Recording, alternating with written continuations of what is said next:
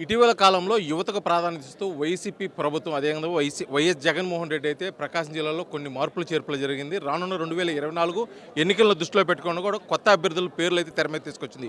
అందులో భాగంగా గత 3 దఫాలుగా పేర్లు మారుస్తూ వస్తున్నట్టు ఎర్రగొండపాలెం నియోజకవర్గం నుంచి కూడా చంద్రశేఖర్ పేరును అయితే ప్రస్తావించింది. ఇప్పుడు మనం వారితో ఉన్నాం, వారు మాట్లాడే తెలుసుకుందాం. అక్కడ నియోజకవర్గంలోని రాజకీయ పరిస్థితులపై రానున్న 24 ఎన్నికలకు ఏ విధంగా ముందుకెళ్తున్నారో కూడా చెప్తున్నాం. సార్ నమస్తే. ఇటీవల కాలంలో మీ పేరు ప్రస్తావించడం జరిగింది. 3వ లిస్టులో కూడా రావడం జరిగింది. మీ పేరు ఎర్రగొండపాలెం నియోజకవర్గం వైసీపీ ఇన్ఛార్జి బాధ్యతలు మోస్తూ, అదేవిధంగా 2024 ఎన్నికలకు కూడా మీరు సిద్ధమవుతున్న ఈ తరుణంలో అక్కడ గత కొంతకాలంగా కొంత వర్గపోరు అయితే నడుస్తుంది. ఈ వర్గపోరు ఇటీవల కాలంలో కొద్దిగా ఎక్కువైంది అని చెప్పేసి కూడా ఒక వార్తలు అయితే ఉంది. దానిపై మీరేమంటారు?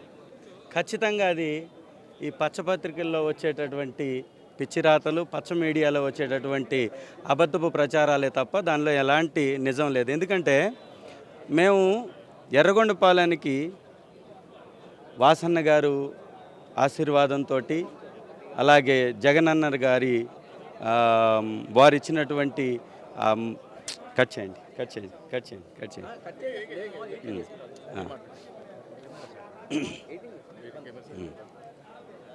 ఎర్రగొండపాలెం నియోజకవర్గం నాకు ఇవ్వడానికి ముఖ్య కారణమైనటువంటి వాసన్న గారికి హృదయపూర్వక కృతజ్ఞతలు.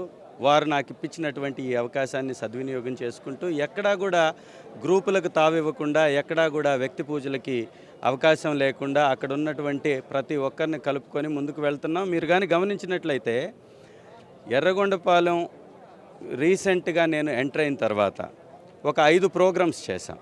మునుపెన్నడూ లేని విధంగా పెద్ద ఎత్తున తరలి వస్తున్నటువంటి వైఎస్ఆర్ కాంగ్రెస్ పార్టీ అభిమానులకి, కార్యకర్తలకు అక్కడ కొదవే లేదు. నిజంగా అక్కడ గ్రూపులు కానీ ఉన్నట్లయితే గత 3 ఎలక్షన్స్ తీసుకోండి, 10,000 ఒకసారి, 20,000 ఒకసారి, 30,000 ఇంకొకసారి మెజారిటీ వచ్చినటువంటి నియోజకవర్గం అది. కేవలం వైఎస్ఆర్ అభిమానం మీదే అక్కడ నియోజకవర్గంలో గెలుస్తూ వచ్చినారు. నిన్న కొంతమంది అసంతృప్తితో కూడా వారు రోడ్డుపై బటాయించడం కూడా జరిగింది ఎర్రగొండపాలెం నియోజకవర్గంలో. ముఖ్యంగా గతంలో కూడా ఆదిమూలపు సురేష్పై కొంత అసంతృప్తి అయితే ఉండటం వల్ల కూడా పేరు కూడా మార్చారని చెప్పేసి అక్కడైతే వినిపిస్తుంది. దానిపై మీరేమంటారు? సరే, ఇప్పుడు ఎవరి విజన్ వాళ్ళకు ఉంటుంది, ఎవరి ఆలోచన వారిది. వారి వ్యక్తిగతమైనటువంటి ఆలోచనతోటి తప్పుడు రాతలు రాసే వాళ్ళని ఎవరు సరిదిద్దలేం. మేమేమంటున్నాం అంటే 10,000 మంది ఒక మండల కార్యక్రమానికి హాజరవ్వడం అనేది ఉందా గతంలో? మీరు ఆలోచించండి. అక్కడ కారు మీదకి 10 మందే ఎక్కగలుగుతారు. అట్లాంటిది ఇంకొకరు కూడా ఎక్కాలని వారు వచ్చేసి అడిగినప్పుడు ఇంకొకరిని దించి ఎక్కించడం జరిగింది తప్ప అక్కడ ఎలాంటి వ్యతిరేక భావాలు కానీ, ఎవరి మధ్యలో పొరపచ్చాలకు కానీ తావే లేదు. వైఎస్ఆర్ కాంగ్రెస్ పార్టీ అక్కడ చాలా బలంగా ఉంది అనేది తెలుగుదేశం పార్టీకి కూడా తెలుసు. వారి రివ్యూ మీటింగ్స్లో కూడా తెలుగుదేశం పార్టీ అక్కడ అడ్రస్ లేకుండా పోతుందని వారే చెప్పుకుంటున్నటువంటి ఈ పరిస్థితిలో వైఎస్ఆర్ కాంగ్రెస్ పార్టీ మీద కావాలని చేసేటటువంటి తప్పుడు ప్రచారం తప్ప దానిలో ఎలాంటి నిజం లేదనేది వాస్తవం. మొత్తానికి ఎర్రగొండపాలెం నియోజకవర్గంలో ముఖ్యంగా చూసుకుంటే ప్రకాశం జిల్లా ఆశాజ్యోతి వెలుగొండ ప్రాజెక్టు పూర్తి కాలేదు. ప్రతిపక్షాలు అయితే ముఖ్యంగా టీడీపీ, జనసేన వెలుగొండ ప్రాజెక్టు మీదే తిరుగుతూ దానిపై విమర్శనాలు చేస్తున్నారు. నిన్న మార్కాపురంలో కూడా ఇద్దరు మాజీ శాసనసభ్యులు ప్రెస్ మీట్ పెట్టి కూడా ఇదే విషయాన్ని బయట ప్రస్తావించడం. దీనిపై మీరేమంటారు? ఖచ్చితంగా వెలుగొండ ప్రాజెక్ట్ అనేది ఎర్రగొండపాలెం నియోజకవర్గానికి చాలా ఆయువు పట్టు లాంటి ప్రాజెక్ట్. సాగునీటికి చాలా ఇంపార్టెంట్ అయినటువంటి ఆ ప్రాజెక్ట్ని దివంగత మహానేత వైఎస్ రాజశేఖర రెడ్డి గారు 2004లో మొదలుపెట్టారు. వారు మొదలుపెట్టి 11.5 కిలోమీటర్లు మొదటి టన్నుల్ని కంప్లీట్ చేశారు. ఇది ప్రపంచంలోనే సొరంగ మార్గంలో అతి పొడవైనటువంటి, ఆసియా ఖండంలో అతి పొడవైనటువంటి సొరంగ మార్గం వాటర్ సప్లై చేయడానికి. అలాంటిది 11.5 కిలోమీటర్లు రాజశేఖర రెడ్డి గారు కంప్లీట్ చేస్తే తెలుగుదేశం పార్టీ చేసింది కేవలం 4.3 కిలోమీటర్లు మాత్రమే వారు హయాంలో. తర్వాత రెండవ టన్నెల్ కేవలం తెలుగుదేశం ప్రభుత్వ హయాంలో 2.3 కిలోమీటర్లు మాత్రమే చేస్తే జగనన్న గారు వచ్చిన తర్వాత 16.5 కిలోమీటర్లు దాదాపు కంప్లీట్ చేసింది మా ప్రభుత్వంలో. నిన్న జరిగింది అది. నిన్న ఆల్రెడీ 2 డేస్ బ్యాక్ మెగా వాళ్ళు కూడా దాన్ని ధృవీకరిస్తూ ప్రెస్ మీట్ కూడా నోట్ కూడా రిలీజ్ చేశారు. అంటే వెలుగొండ ప్రాజెక్ట్ని తెచ్చింది దివంగత మహానేత వైఎస్ రాజశేఖర రెడ్డి గారు అయితే కంప్లీట్ చేసింది జగన్మోహన్ రెడ్డి గారు. కంప్లీట్ కాలేదని ఒక తప్పుడు ప్రచారం చేసుకుంటే వాళ్ళే చులకనవుతారు ప్రజల్లో. వెలుగొండ ప్రాజెక్ట్ అనేది తీసుకొచ్చింది వైఎస్ఆర్ గారు, కంప్లీట్ చేసింది వైఎస్ జగన్మోహన్ రెడ్డి గారు. వైఎస్ఆర్ కాంగ్రెస్ పార్టీ అనేది ప్రతి బిడ్డను అడిగినా కూడా చెప్తున్నప్పుడు ఆ ప్రాజెక్టు దాదాపు 15.3 లక్షల వ్యక్తులకి, ప్రజలకి తాగునీటికి 4.47 లక్షల మంది లక్షల ఎకరాల సాగుకి ఇంపార్టెంట్ అయినటువంటి ప్రాజెక్ట్ని కంప్లీట్ చేసినటువంటి ప్రభుత్వానికి ప్రజలు పెద్ద ఎత్తున అక్కడ మద్దతు తెలుపుతుంటే తప్పుడు ప్రచారాలతోటి తప్పించుకోవడం తెలుగుదేశం విధానం కాబట్టి ప్రతిసారి అదే ప్రయత్నం చేస్తూ ఉంటారు. దానిలో ఎలాంటి నిజం లేదు. గతంలో కూడా ఇదే మాటలు చెప్పారు. ఇప్పుడైతే ప్రస్తుతం టీడీపీ నాయకులు అయితే ఓపెన్ ఛాలెంజ్ చేస్తున్నారు. అక్కడ ఏం పనులు అయినాయి అని చెప్పేసి ఇటీవల కాలం కూడా కొంతమంది మాజీ శాసనసభ్యులు టీడీపీ నుంచి అయితే వెళ్ళి వెలుగొండ ప్రాజెక్టును సందర్శించి అక్కడ ఏ పనులు జరగలేదు, ఏం ముందుకు పోలేదు, అది పూర్తి చేసేది టీడీపీ ప్రభుత్వం, రానున్నారు టీడీపీ ప్రభుత్వం అని చెప్పేసి అయితే ఓపెన్ ఛాలెంజ్ చేశారు. దాంట్లో మీరేమంటారు? చాలా సిల్లీగా ఉంటుంది. ఇప్పుడు మీరు అంటున్నట్టు తెలుగుదేశం పార్టీలో ఎవరైతే విమర్శలు చేస్తున్నారో వాళ్ళ యొక్క విజ్ఞానం ఏందో జ్ఞానం ఏందో వాళ్ళు పరీక్షించుకోవాలా. అజ్ఞానంతో మాట్లాడేటటువంటి మాటలకి ఎవరూ సమాధానం చెప్పలేరు. జ్ఞానంతో మాట్లాడాలంటే వెలిగొండ ప్రాజెక్ట్ని సందర్శించినటువంటి వీడియో క్లిప్పింగ్స్ కానీ, టన్నెల్ కంప్లీట్ అయినటువంటి వీడియోలు కానీ, కంప్లీట్ కాలేదని చెప్తున్నటువంటి ప్రాంతాలు కానీ ఉంటే వాడు చూపించాలి తప్ప తప్పుడు ప్రచారం చేస్తూ ఉంటే దానికి సమాధానం చెప్పడం ఈ చాలా సింపుల్. ఒక్కటే, వైఎస్ఆర్ కాంగ్రెస్ పార్టీ చెప్పింది చేస్తుంది. మేము చెప్పిన మాటకి కట్టుబడేటటువంటి పార్టీ మా పార్టీ. జగనన్న ఏ మాట అయితే హామీల్లో ఎలక్షన్స్ అప్పుడు ఇచ్చారో వెలుగొండ ప్రాజెక్ట్ కంప్లీట్ చేసి ఎలక్షన్స్కి వస్తామని, కంప్లీట్ చేసే ఎలక్షన్స్కి వెళ్ళబోతున్నాం. కంప్లీట్ అయిన తర్వాతే ఎలక్షన్స్కి వెళ్ళబోతున్నాం. కంప్లీట్ అయిందని ఆల్రెడీ మెగా ప్రాజెక్ట్ చెప్పిన తర్వాత కంప్లీట్ కాలేదు అని చెప్పడం అనేది ఒక తప్పుడు ప్రచారం అవుతుంది తప్ప దానిలో ఏమాత్రం వాస్తవం లేదు.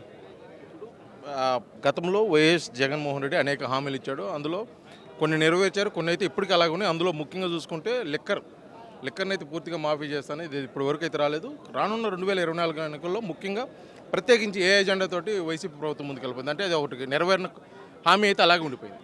చంద్రబాబు నాయుడు బెల్ట్ షాపులు నిర్మూలిస్తానని ఒక్క బెల్ట్ షాపును నిర్మూలించకుండా ఒక్కొక్క బెల్ట్ షాప్ కింద దాదాపు 10 పర్మిట్ రూములు ఇచ్చేసి వేల సంఖ్యలో పర్మిట్ రూములని బెల్ట్ షాపులు నడిపినటువంటి తెలుగుదేశం పార్టీకి మద్యపానం మీద మాట్లాడేటటువంటి హక్కే లేదు. ఎన్టీ రామారావు గారు మద్య నిషేధాన్ని తీసుకొస్తే దాన్ని ఎత్తివేసినటువంటి ప్రబుద్ధుడు చంద్రబాబు నాయుడు గారు. చంద్రబాబు నాయుడు గారికి ఎక్కడుంది హక్కు? ఇవాళ రాష్ట్రంలో ఒక బెల్ట్ షాప్ లేదు, ఒక పర్మిట్ రూమ్ లేదు. మేము నిర్మూలించాం. అది మద్యపానాన్ని నిషేధించడంలో భాగమని ఎందుకు అనిపించట్లేదు? దాదాపు 4700 షాప్స్ ఉంటే ఇవాళ కేవలం 2500 షాపులు ఉన్నాయంటే సగానికి పైగా షాపుల్ని నిర్మూలించి ప్రభుత్వ ఖజానాకి డబ్బుని జమ వేస్తుంటే దీనిలో తప్పుడు ప్రచారాలు చేసుకుంటే వాళ్ళే చులకనవుతారు. చివరిగా ఒక ప్రశ్న, 24 ఎన్నికలకి అయితే అన్ని పార్టీలు సిద్ధమవుతున్నాయి. ఇటువంటి పరిస్థితుల్లో ఎర్రగొండపాలెం నియోజకవర్గం కాంగ్రెస్కి కంచుకోట. ఇప్పుడు అదే కాంగ్రెస్ పార్టీ నుంచి వైఎస్ఆర్ బిడ్డ వైఎస్ షర్మిల రానున్నారు. ఈ సందర్భంలో అక్కడ ఓట్లు చీలి వైఎస్ఆర్సీపీకి ఏదన్నా ఇబ్బందికరమైన వాతావరణం ఉందా? ఖచ్చితంగా లేదు. కాంగ్రెస్ పార్టీ ఈ రాష్ట్రానికి చేసినటువంటి అన్యాయాన్ని, దుర్మార్గాన్ని ప్రజలు ఎవ్వరూ మర్చిపోలా. ఇవాళ ఎవరో రాజకీయం కోసం, వారి వ్యక్తిగత ప్రయోజనాల కోసం పార్టీని తీసుకొచ్చి అదేదో చాలా గొప్పగా కాంగ్రెస్ పార్టీ చేసింది అని చెప్పుకున్నంత మాత్రాన నమ్మడానికి ప్రజలు ఇక్కడ సిద్ధంగా లేరు. వైఎస్ గారు పడిపోయి చనిపోయినటువంటి పార్టీని లేవనెత్తి జీవం పోసి ఆ పార్టీని మళ్ళీ అధికారంలోకి 2 పర్యాయాలు తీసుకొస్తే వారి కుటుంబానికి కాంగ్రెస్ పార్టీ చేసినటువంటి తీవ్ర అన్యాయాన్ని ప్రజలు ఇప్పటికీ మర్చిపోలేదనేది వైఎస్ షర్మిలమ్మ గారు కానీ కాంగ్రెస్ పార్టీ నాయకులు కానీ గుర్తుంచుకోవాలా. కాంగ్రెస్ పార్టీ అనేది చచ్చిన శవం లాంటిది. ఇక్కడ ఎవరు వచ్చి దానికి ప్రాణం పోయాలన్నా కానీ అది సాధ్యమయ్యేటటువంటి పనే కాదు. కాంగ్రెస్ పార్టీ ఈ రాష్ట్రాన్ని సర్వనాశనం చేసింది వాస్తవం. ఒక రాజధాని లేకుండా, ఒక ఆర్థిక వనరులు లేకుండా అశాస్త్రీయంగా విడదీసి ఈ రాష్ట్రాన్ని సమూలంగా నాశనం చేసినటువంటి కాంగ్రెస్ పార్టీకి బుద్ధి చెప్పడానికి ప్రజలు సిద్ధంగా ఉన్నారు. ఏ ఒక్కరు కూడా సింగిల్ ఓట్ను కూడా వైఎస్ఆర్ కాంగ్రెస్ పార్టీ నుంచి కోల్పోయేటటువంటి పరిస్థితి లేదు. గతం కంటే మిన్నైనటువంటి విజయాన్ని వైఎస్ఆర్ కాంగ్రెస్ పార్టీ నమోదు చేయబోతుంది. తెలుగుదేశం మీద ఉన్నటువంటి వ్యతిరేకత ఏదైనా ఉంటే ఇంకో పార్టీకి వేసుకోవాలనుకుంటే కాంగ్రెస్కి వేసుకుంటారేమో కానీ వైఎస్ఆర్ కాంగ్రెస్ పార్టీ నుంచి సింగిల్ ఓటు మారేటటువంటి ప్రశ్నే లేదు. మా పార్టీలోనే వైఎస్ఆర్ ఉన్నారు. దాన్ని ఎవరు బయటకు తీయలేరు. ఎవరు వచ్చి కుటుంబాల మధ్య చిచ్చులు పెట్టి ఏ రకమైనటువంటి వివాదాలు సృష్టించాలనుకున్న విఘ్నులైనటువంటి ప్రజలు సిద్ధంగా ఉన్నారు. వైఎస్ఆర్ కాంగ్రెస్ పార్టీకి మరొకసారి పట్టం కట్టబోతున్నారు. Thank you. ఓకే, మొత్తానికైతే మటుకి ఎర్రగొండపాలెం నియోజకవర్గం నుంచి కూడా ఖచ్చితంగా వైఎస్ఆర్సీపీ ప్రభుత్వంలో ఉన్నటువంటి అన్ని హామీలు నెరవేర్చారు. అదే హామీల్లో భాగంగా కూడా ఈసారి 2024 ఎన్నికలకు సిద్ధమవుతున్నాము.